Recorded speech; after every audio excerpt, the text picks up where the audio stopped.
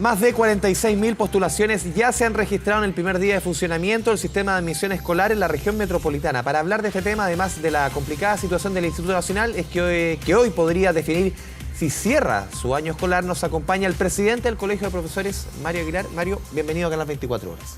Muchas gracias por la invitación. Partamos un poco por el tema del sistema de admisión escolar, que hoy día parte su implementación dentro de la región metropolitana, pero en paralelo esto podría terminar esta semana con una acusación constitucional contra la ministra de Educación, que tiene que ver con la campaña justamente para difundir esto.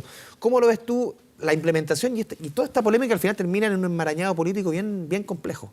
Sí, permítame 10 segundos antes de responderle, que me parece súper contradictorio que el presidente esté promoviendo el deporte mientras el gobierno está quitando las horas de educación física, y se lo digo como profesor de educación física.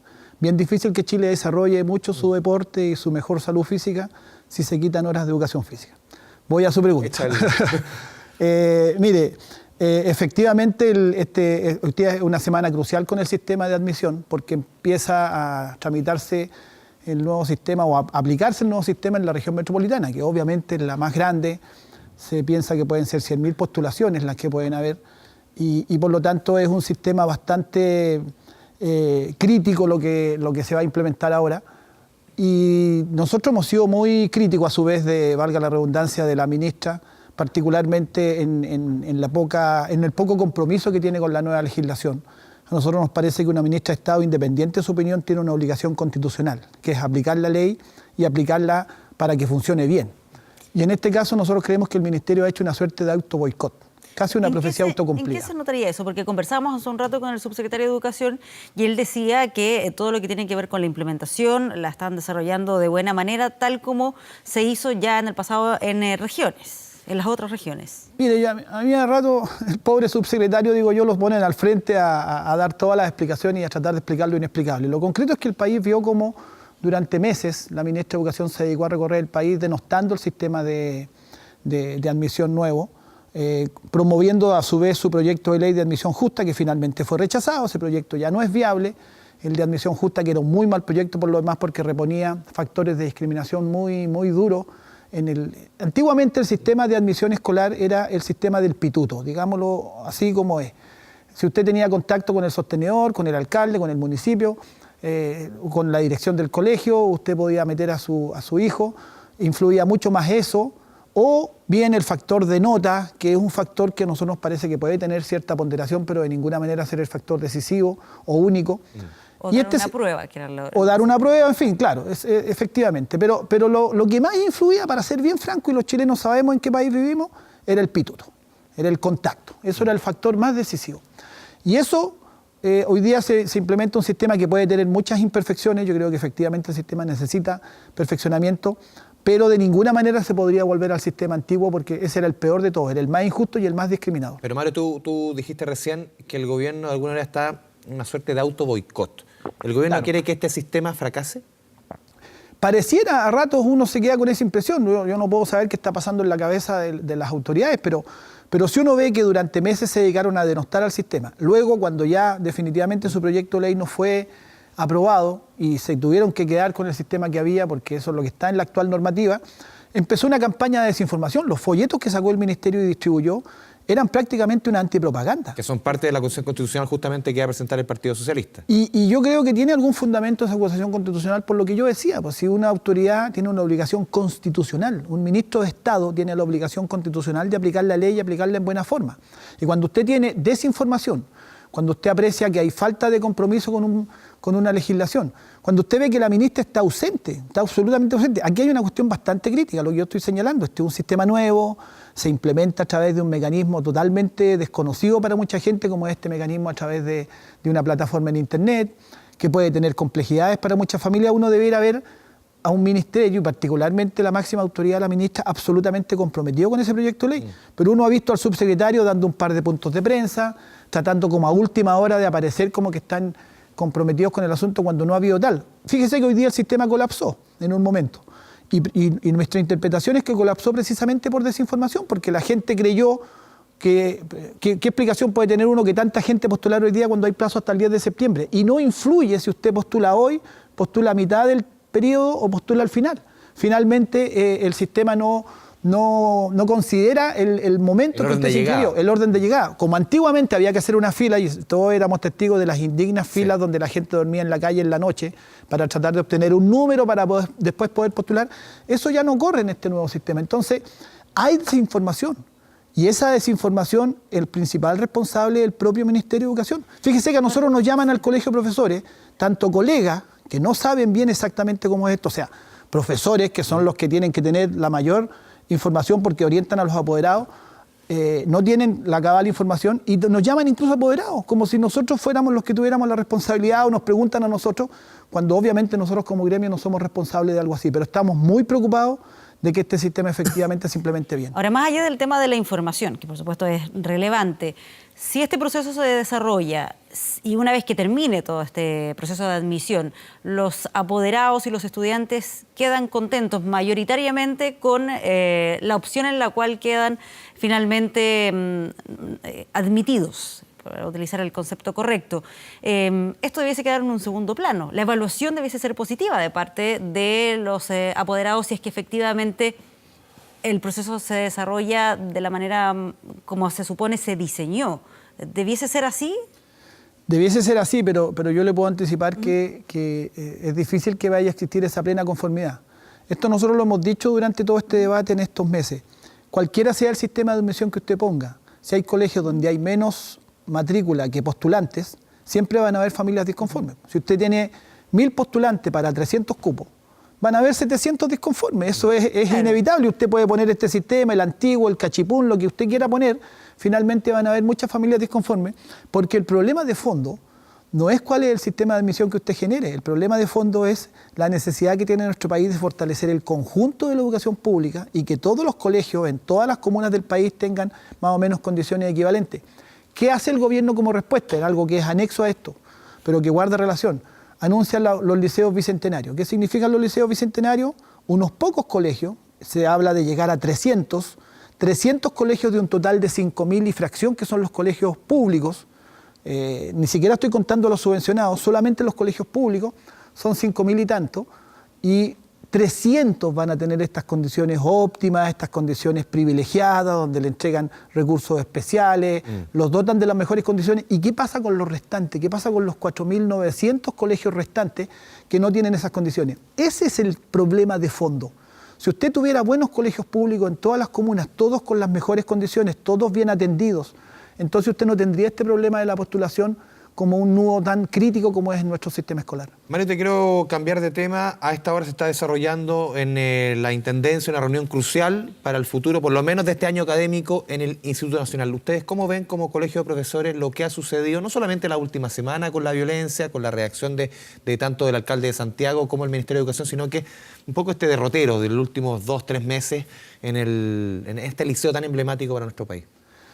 Lo primero que yo quiero decir es que a mí me parece que la señal que se está dando hoy día con esta reunión, ojalá me equivoque, pero la señal de que sea el Ministerio del Interior el principal actor de esta reunión, yo creo que es una muy mala señal. Yeah. Porque obviamente el Ministerio del Interior es el encargado de la seguridad, del aspecto más bien policial y más bien represivo.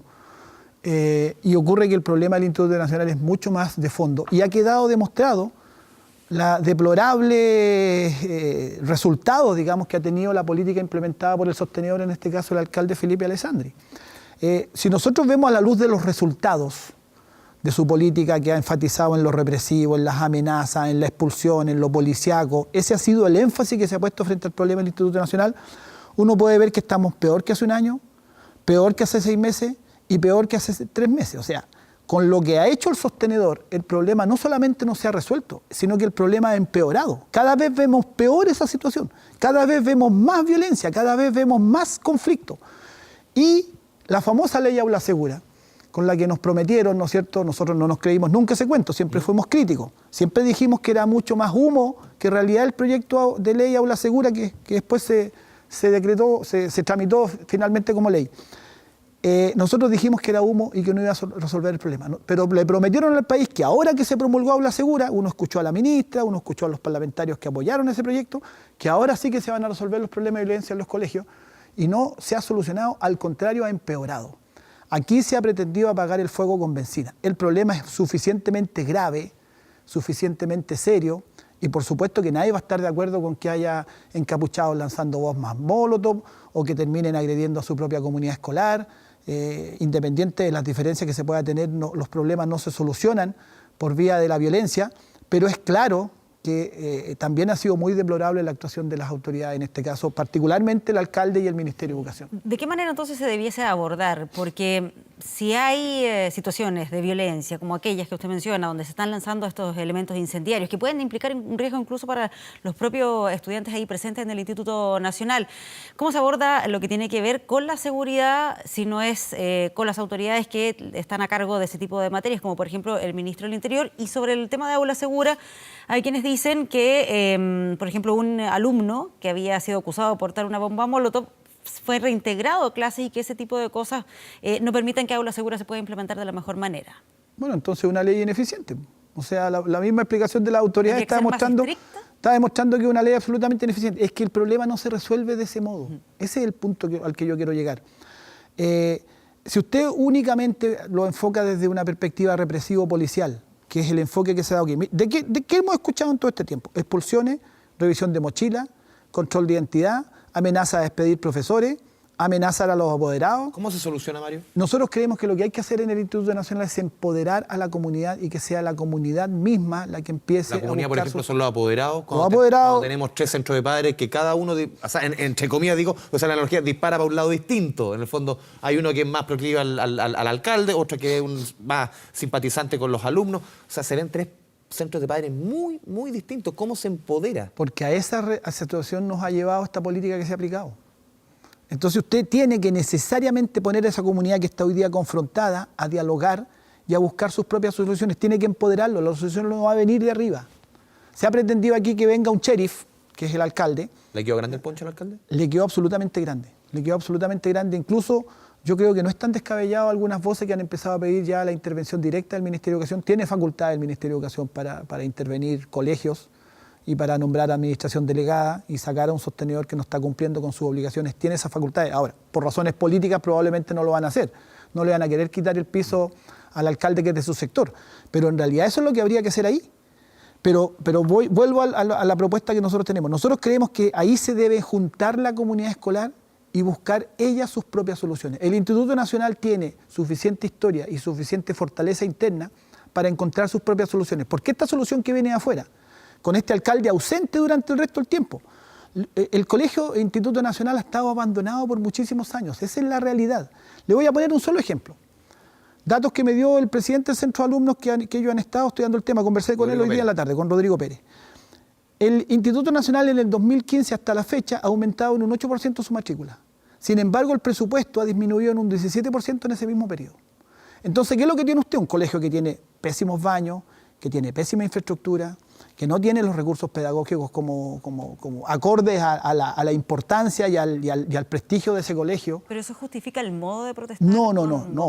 Nosotros no estamos de acuerdo con esa forma de manifestaciones y creo que es muy importante diferenciar porque también al voleo se trata de mezclar como todo eso. El presidente del Instituto Nacional es un muchacho bastante responsable, de cara descubierta, que da la cara, que da entrevistas, que se pone al frente. Y sin embargo se les trata de mezclar como si fueran todos un solo grupo. Y aquí lo que hay que hacer es empoderar a la comunidad escolar para que ella dé sus soluciones. No va a resolverse esto con algo que Mario, verticalmente viene desde arriba. Por ejemplo, ayer el actual rector del Instituto Nacional puso como idea, por ejemplo, que él estaba dispuesto en la misma mesa de negociación sentar a los encapuchados. Y fíjese cómo lo descalificaron. ¿Pero qué te parece? Yo creo que es una de las cosas sensatas que él ha escuchado en el último tiempo. ¿Por qué? Nosotros tenemos algunas críticas de lo que ha realizado el rector también en su gestión, pero cuando usted tiene un problema de esta magnitud, tiene que estar disponible a buscar soluciones que necesariamente pasan por interlocutar con las partes. Si finalmente... ¿Con alguien que esconde su rostro? Por supuesto que eso no es lo adecuado. Nadie está de acuerdo. Estos encapuchados han recibido el rechazo de los propios compañeros, del profesorado, de los apoderados en su gran mayoría, pero también se ha rechazado, y hay que ponerlo también en la palestra, como por ejemplo lo que está mostrando ahora las imágenes, cuando se tiró bomba lacrimógena hacia adentro al voleo. Me dicen que hoy día en la mañana lo que habían eran 5 encapuchados. Eso era lo que había en los techos, 5. y se atacó, de la manera que se ve ahí en las imágenes, a miles de estudiantes que estaban en clase. Habían otros en asamblea de delegados, justamente en asamblea de delegados de curso buscando solución a los problemas. Se perjudicó a los profesores, a todo el personal.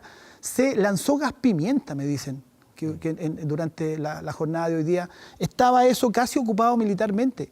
Eso no es una solución al problema. Pero el día viernes escuchábamos críticas por el contrario, porque se planteaba que no había suficientes carabineros, que no habían intervenido en el momento adecuado, que no habían hecho todos los esfuerzos, por ejemplo, para poder sacar a aquellas personas que estaban lanzando las bombas Molotov. Pati, ¿Cómo se aborda eso cuando hay... Y solamente un dato, que ya cuando se inició esa jornada de clases el viernes, ya estaban los encapuchados adentro del colegio. Por eso, y mire cómo quedó de ridícula la decisión del control de identidad. Pusieron 10 funcionarios a controlar a... No, pero en el fondo te habla 1000. también, Mario, de que hay un organigrama atrás. Por supuesto. No son 5 o 6. No, por supuesto. Un movimiento bastante más grande, más coordinado, más funcional. Es claramente un movimiento o un grupo, más bien, yo no sé si llamarlo movimiento, pero es un grupo que tiene un apoyo externo. Lo vamos a interrumpir un segundo nada más. Es que precisamente en este momento en la Intendencia... Colegio de Profesores, sobre estas declaraciones que acabamos de revisar. Son bien duros que a veces en el gobierno, ¿eh? Porque si bien es cierto, anuncian algunas cosas interesantes, como por ejemplo la modernización del currículum, que es una cosa que están pidiendo estudiantes y profesores, y también apoderados, entiendo, pero yo se lo he escuchado a mis colegas y se lo he escuchado a los estudiantes, que hay una necesidad en ese sentido. Es un currículum demasiado tradicional, que se quedó un poco pegado en el pasado, y por lo tanto se requiere una actualización. Pero después inmediatamente empiezan con lo de las manzanas podridas, insisten en la revisión de mochila, que es una medida absolutamente insisten en medidas que han resultado inútiles, eso es lo que quiero decir. Y se ve como que no entienden mucho. Yo creo que hubiera sido muy bueno en esa reunión que hubieran estado los apoderados, los profesores y los estudiantes. La gente del instituto, la comunidad del instituto, se reúnen ministros que no tienen directa relación con el tema o que no son parte de la comunidad, se reúne el sostenedor que está bastante lejano a la cotidianidad del colegio, y son ellos los que van a resolver el problema. Entonces, sí, persisten en un camino que es equivocado. Yo quiero insistir en que a nosotros nos parece que los que tienen que dar las soluciones son los miembros de la propia comunidad. Y la misma modernización del currículum dice, ya la estamos estudiando. ¿Con quién la están estudiando? No la han conversado con mis colegas, no la han conversado con los estudiantes, no la han conversado con los apoderados, o no la están trabajando con ellos. Eso debe trabajarse, esa modificación curricular debe trabajarse con la propia comunidad escolar. Ahí lo que se requiere es participación, lo que se requiere es escuchar a la gente, lo que se requiere es que la gente participe y que esa participación sea vinculante, no que todo lo vengan a resolver desde arriba. Mario Aguilar, presidente del Colegio de Profesores, muchas gracias por esta conversación con Canal 24 Horas. Gracias a ustedes por la invitación. Mario, por acompañarnos.